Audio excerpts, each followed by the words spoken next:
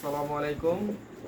আমরা আগে কিছুটা মাল কালেকশন করেছিলাম, মানে কিছুটা টাকা কালেকশন হয়েছিল। ওই টাকাতে যেরকম মাল হয়েছিল সেই মালটা আগে আমরা কিনে দিয়ে এসে সেটা একটা প্যাকেটিং করে দিয়েছিলাম। দিয়ে তারপরে আবার কিছু টাকা কালেকশন হয়েছে, তা সেই টাকাতে আমরা এই মাল কটা আবার যোগ করেছি। তা কী কী মাল টোটালি এখন কী কী মাল দিচ্ছি সেটাই আপনাদেরকে একটু আমি তুলে ধরবো আপনাদের কাছে।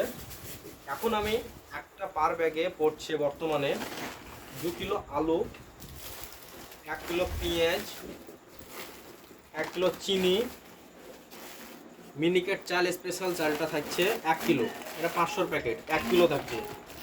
মটরকলাই থাকছে 1 কিলো, এই 500 সরি।